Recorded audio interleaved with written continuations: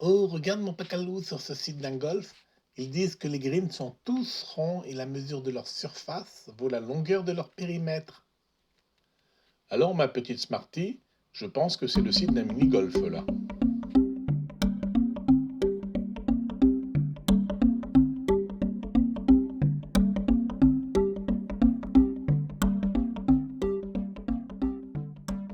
En effet, si j'appelle R le rayon du cercle qui représente ces greens, alors on a, par hypothèse, périmètre égale surface.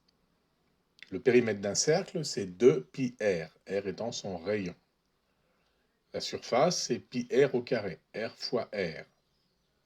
Je simplifie des deux côtés par pi, et maintenant je peux simplifier par r également, car r est forcément différent de 0. Et j'obtiens r égale 2. Ce sont des greens de rayon 2 mètres.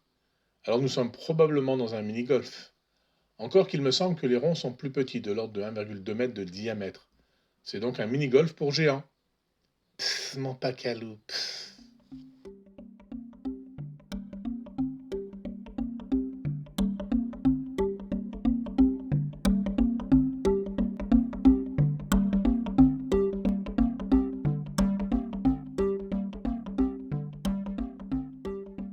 Alors nous allons voir aujourd'hui pourquoi le périmètre d'un cercle vaut 2πr.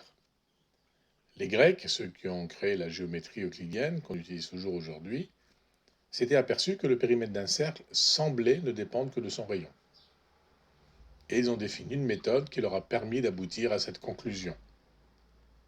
Entourons le cercle, là, d'un carré de côté 2r, un carré circonscrit.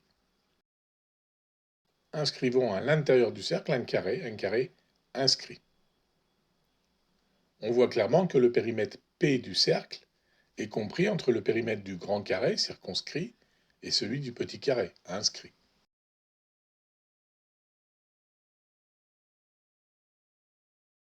On peut, à la place des carrés, utiliser des octogones réguliers.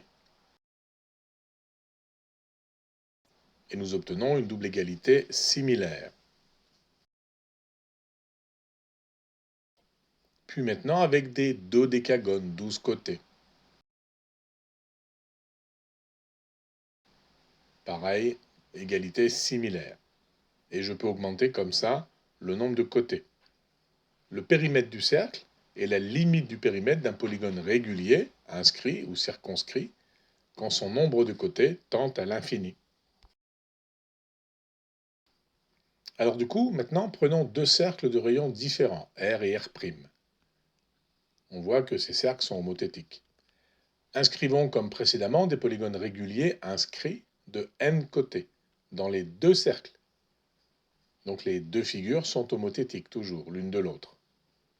Du coup, les polygones sont semblables à une homothétie près, et ça veut dire que leurs périmètres, P et P', sont proportionnels et dans un même rapport que la taille des cercles, eux aussi homothétiques.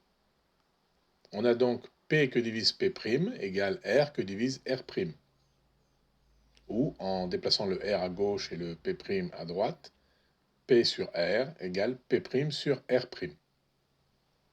Et si nous augmentons indéfiniment le nombre de côtés, nous avons toujours cette même relation, constante. Cette constante, par convention, vaut 2π, et quand n tend vers l'infini, eh bien P, le périmètre du polygone, tend vers le périmètre du cercle, et on a donc aussi l'égalité avec P sur R, égale le périmètre du cercle sur R.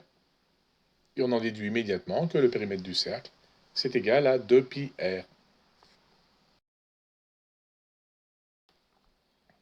Alors reprenons un cercle, et nous voyons que le périmètre de ce cercle est égal à 2πr, puisque le rayon vaut petit r. 2π, c'est la mesure de l'angle qui fait un tour complet. Alors là, il ne faut pas confondre l'angle qui fait 2π, et ça se mesure en radians, et la mesure du cercle, 2π fois r, et ça se mesure en mètres. Parce que si r égale 1, le périmètre de ce cercle vaut 2π. Maintenant, si je m'intéresse à un angle alpha, qui forme un arc AB, eh bien tout est proportionnel, et on voit donc que la mesure de l'arc AB est égale à alpha r.